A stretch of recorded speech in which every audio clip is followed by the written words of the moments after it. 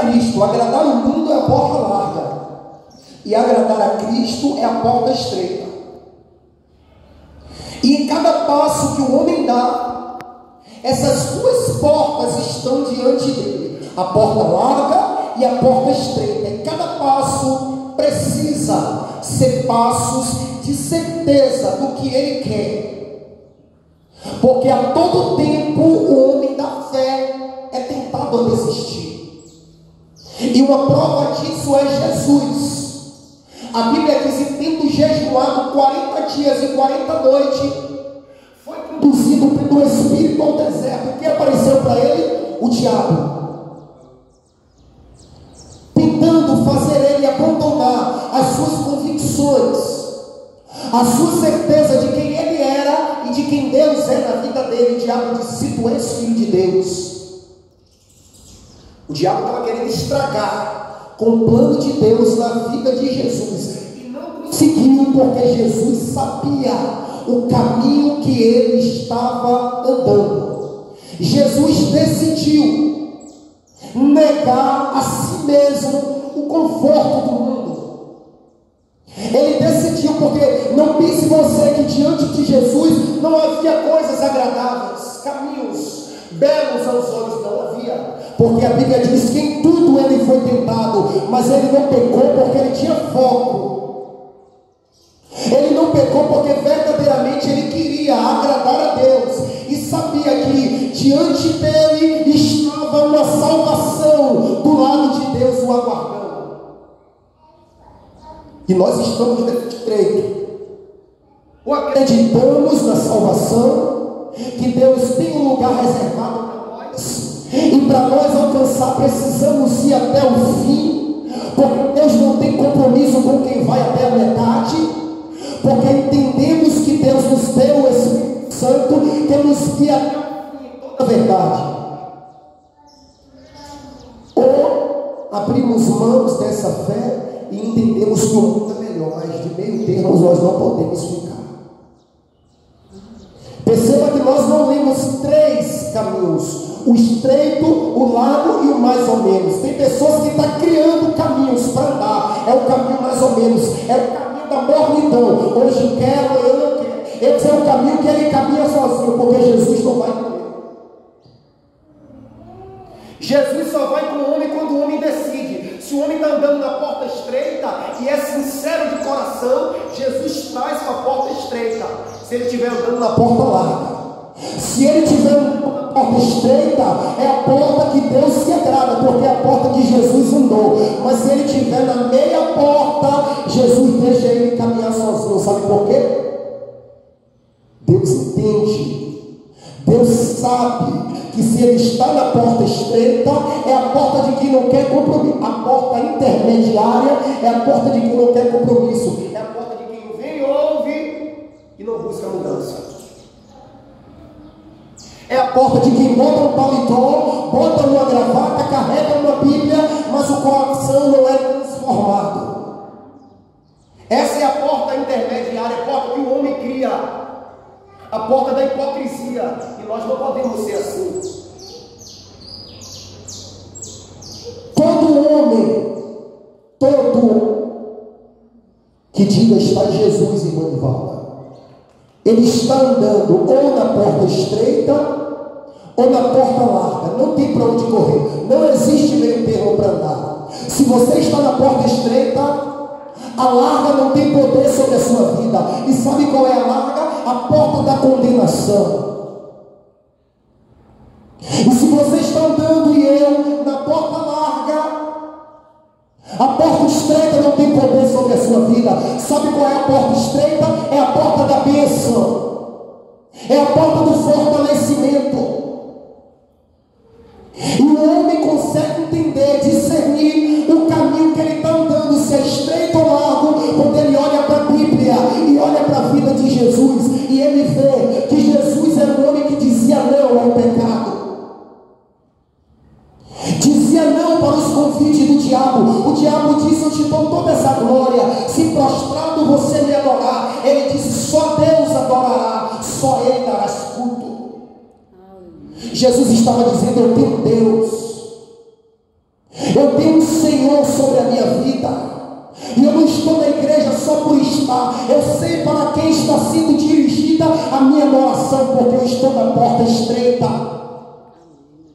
Eu acredito que o diabo olhou e disse: contra esse aí eu não posso. Sabe por quê? Está na porta estreita, sabe o que quer, não está de brincadeira com Deus, está lutando para ser uma pessoa melhor todos os dias. Eu acredito que o diabo olhou e disse: contra esse daí eu não posso. Sabe por quê? As portas do inferno não prevalecem contra a vida do homem de Deus e da mulher de Deus que busca viver em sinceridade com o céu. Eu acredito que o diabo olhou e disse assim: ó, esse daí não é mais um que está me resistindo de qualquer jeito, não. Esse daí, antes de me enfrentar, está se sujeitando a Deus. É o que a Bíblia diz: sujeite-se a Deus, humilhe-se diante de Deus, entregue-se a Deus, como andando na porta estreita. Quando o homem anda na porta estreita, porque ninguém pode servir a dois senhores, porque vai agradar a um e aborrecer a outro, ou agradar a Deus ou agradar ao diabo. Quando o homem anda na porta estreita, é a porta que Deus se agrada, busca fortalecimento em Cristo, andando no caminho que Jesus andou, o caminho que o Evangelho me apresenta, o caminho do arrependimento, o caminho da fé, o caminho do amor, o caminho da esperança. Ele tem força para resistir ao diabo. É por isso que tem muitas pessoas que estão sendo esbagaçadas, porque estão querendo resistir ao diabo e não estão revestidas pela palavra de Deus. Como é, irmão Paulo, que eu me revisto da palavra? Obediência, irmão, a palavra. Eu não estou falando de perfeição, que eu não sou perfeito. Uma hora ou outra eu me vejo cometendo uma falha, fazendo o que a palavra de Deus disse para não fazer. Eu não sou hipócrita. Eu estou pregando antes de estar diante de vocês. Eu estou diante do Espírito Santo. E eu não sou hipócrita. Não, temos que cumprir tudo. Precisamos cumprir tudo. Mas eu não consigo cumprir tudo. Mas o que eu não consigo cumprir, eu vou para o caminho da humilhação, para o caminho da porta estreita, e vou me arrepender.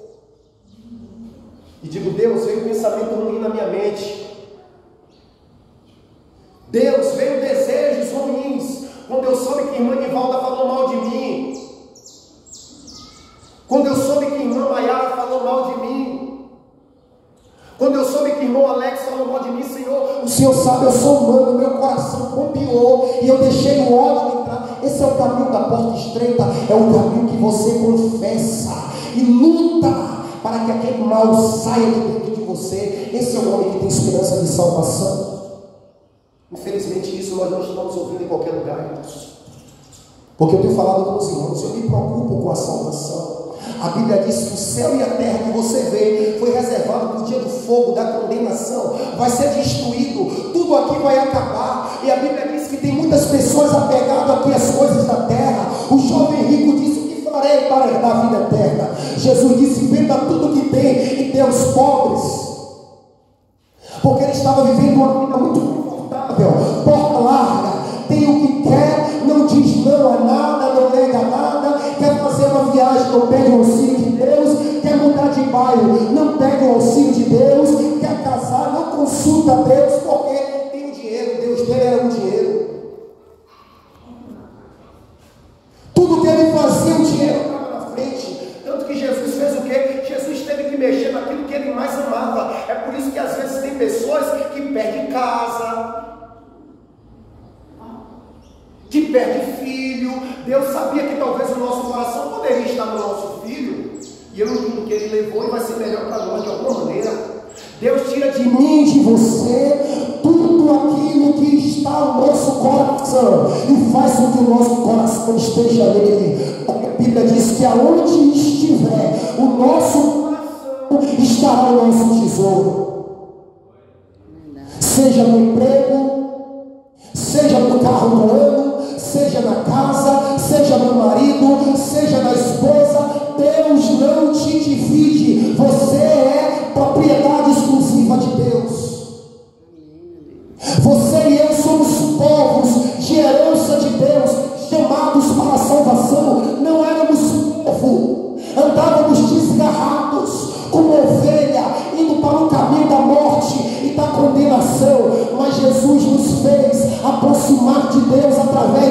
sangue, e Ele não te perde para ninguém. Grande Deus. E Ele não me perde. Se for possível, a Bíblia diz que o resgate de uma alma é caríssimo. E se for possível, Deus destrói o céu e a terra para salvar um homem que tem um chamado à salvação. E Jesus, quando veio e pregou, porque o ministério de Jesus é um ministério de ensino, porque é através do ensino que o homem entende o poder do Evangelho. Ele acabou de pregar, a Bíblia diz que as multidões se maravilhavam, porque Jesus falava como quem tem autoridade. Ele não falava o que vinha na boca, ele falava uma palavra direcionada pelo Espírito Santo. Jesus, eu acredito que olhou para a vida daqueles discípulos. Jesus não estava na terra. Quando Jesus veio e começou a perceber a vida do povo, Jesus disse: o povo está observando a lei de Moisés de forma errada, porque estão com a Bíblia na mão, está achando que já são salvos. Eu vou ter que ensinar para ele falar palavras que ninguém nunca falou. E esse sermão que a gente leu aqui, entrar pela porta estreita, em Mateus 7, é Jesus no Monte das Bem-aventuranças, começando em Mateus 5, e Jesus ensinando aos discípulos que existia um caminho vivo e santo para eles andarem. Era o caminho da fé, irmãos. Era o caminho da certeza de quem Deus era. E Jesus dizendo assim para eles, em Mateus 5, bem-aventurados são vocês, perseguidos por causa da verdade, porque de vocês é o reino dos céus. E ele dizendo, bem-aventurados são os que choram, porque coisas que para o mundo é loucura chorar. O mundo só quer sorrir. O mundo quer estar na casa da alegria. Jesus disse que é melhor estar na casa da tristeza, porque Jesus quer gerar na gente reflexão. E na casa da tristeza é um lugar onde eu reflito nos meus caminhos, onde eu não tenho tempo para ficar distraído com as gargalhadas. É por isso que Jesus disse: é melhor ir no velório do que no aniversário, porque no velório é o lugar onde eu vejo o fim de todo mundo, e eu vejo que o destino de todo mundo é o caixão. O destino do corpo de todo mundo é ir para debaixo da terra, mas o destino daqueles que obedecem a Deus e guardam a sua palavra é o caminho do céu, é o caminho da eternidade, é o caminho da porta estreita.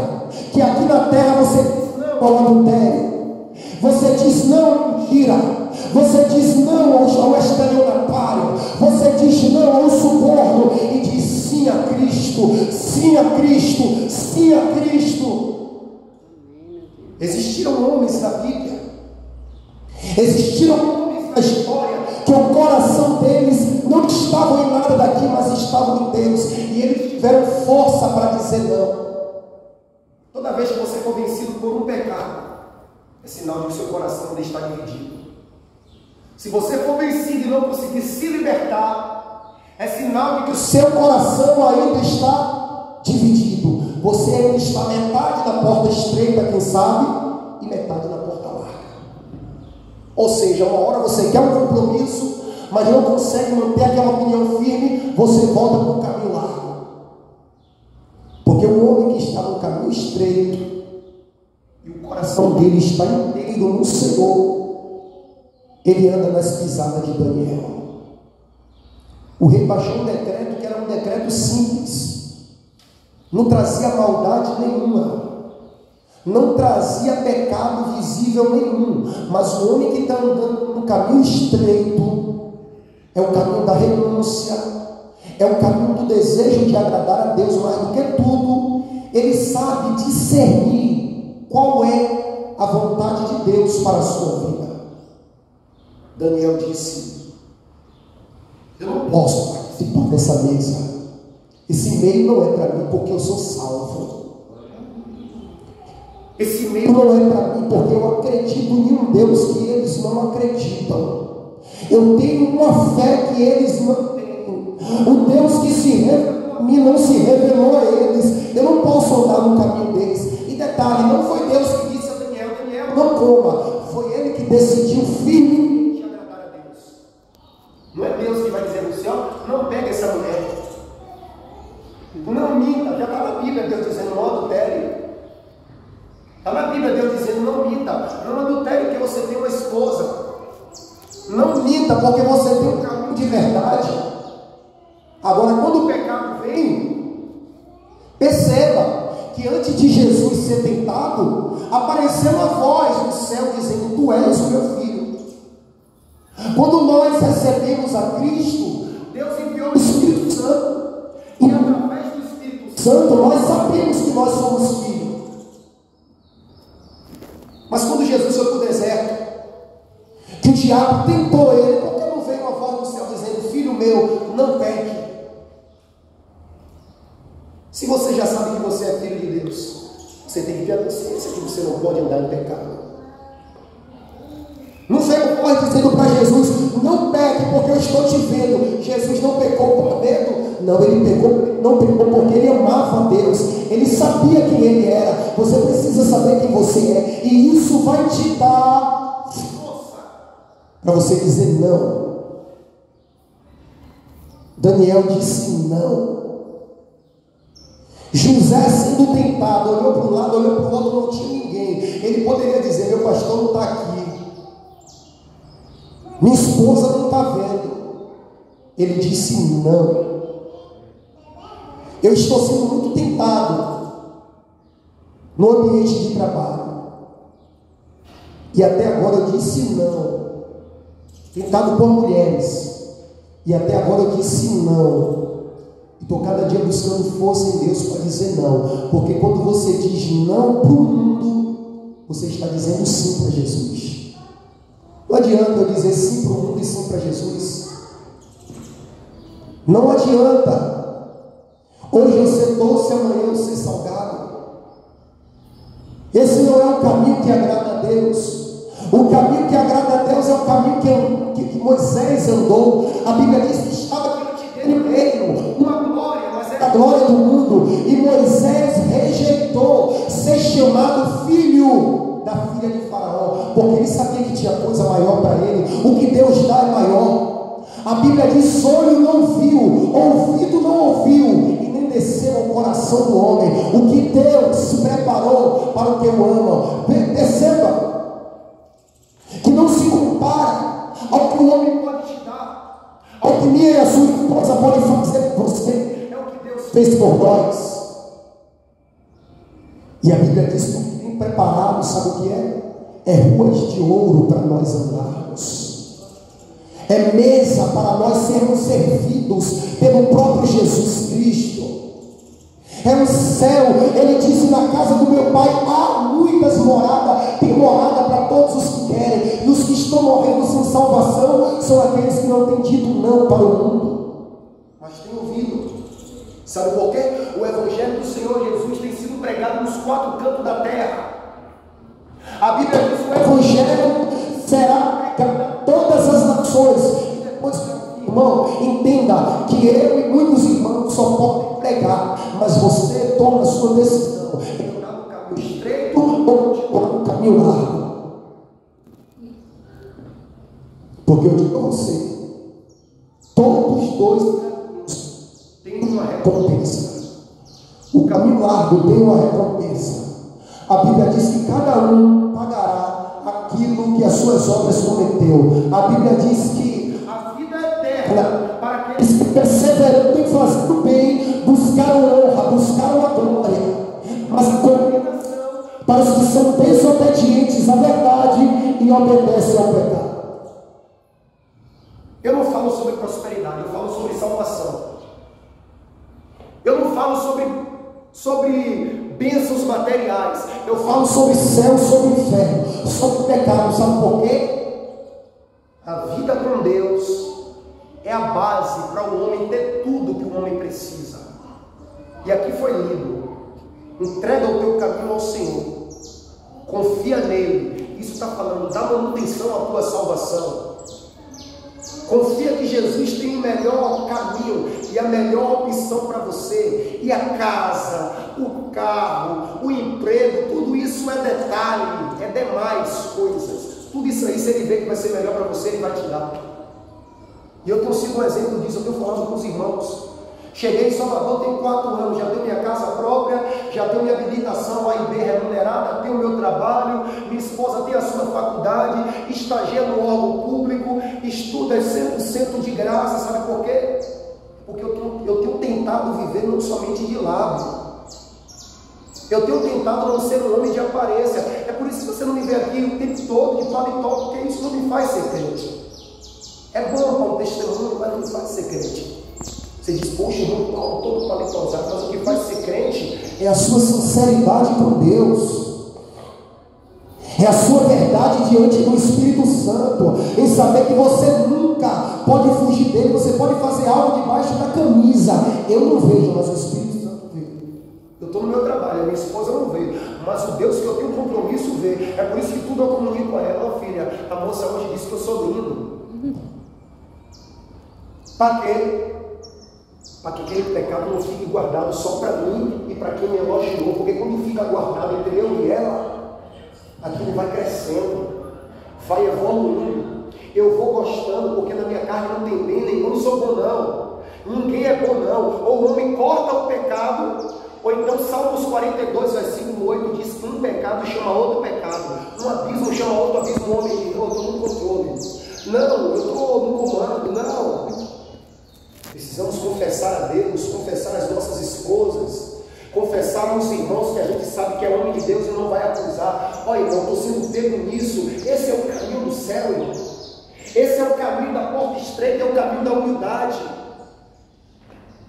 É o caminho que você reconhece que você é fraco e precisa da minha ajuda, e eu preciso da tua ajuda. Eu digo, irmão, discípulo que você é um homem espiritual, um homem que conhece o céu pelo lado de dentro, conhece o Evangelho e vai me dar uma palavra de direcionamento, não vai me acusar.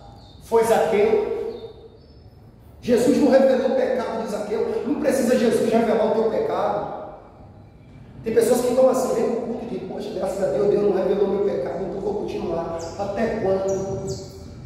Até quando Jesus voltar e eu e você dizer, Jesus, me perdoa. Jesus vai dizer, você foi para o culto todo dia, tinha tanta oportunidade de confessar, não confessou esperando eu revelar e eu não revelei. Sabe por quê? Jesus quer que eu e você decida se quer a porta larga ou a porta estreita. A porta larga é a porta que eu penso que ninguém viu. Ah, Deus não revelou, não usou ninguém para falar, beleza. Mas a porta estreita é a porta que Zaqueu andou. Zaqueu desceu, se humilhou e disse, Jesus, se eu roubei alguém, se eu defraudei, eu devolvo 4 vezes mais. Jesus disse, olha, nascendo aí o desejo de Deus no coração. O desejo da palavra, não precisou ninguém revelar o pecado dele, que ele era ladrão. Foi Judas. Judas morreu ladrão porque esperou alguém revelar. Jesus disse, não vou revelar, um de vós vai me trair. O desejo maligno já estava no coração dele, de trair Jesus. Já tinha sido comprado pelo sumo sacerdote. Ele poderia dizer, é eu, mestre. Olha ali o arrependimento nascendo. Mas não se encontra arrependimento no coração dele. E tem pessoas hoje, irmão, que estão assim. Não se encontra nela espaços para arrependimento. Elas pecam, colocam a mão no bolso, botam um chapéu para trás, montam no skate e saem assoviando, como se nada tivesse acontecido. E Jesus disse, os que confessam o pecado e deixa, é esses que alcançam a misericórdia. Se coloque de pé. Priorize o reino de Deus. Priorize a tua salvação. A Bíblia diz que ninguém pode pagar. Jesus pagou. E o que nós temos feito nessa salvação? Você e eu estamos mais próximos agora. Leve a sério o seu trabalho como eu levo o meu. Leve a sério o seu casamento como eu levo o meu. Leve a sério as coisas que você está envolvido como eu levo as que eu estou. Mas leve mais a sério a sua vida com Deus. Porque se você perder a vida com Deus, se eu perder a vida com Deus, eu não serei mais bem sucedido em nada. Porque tudo depende da minha vida com Deus. Jesus disse em João 15, sem mim, nada podeis fazer. Amém?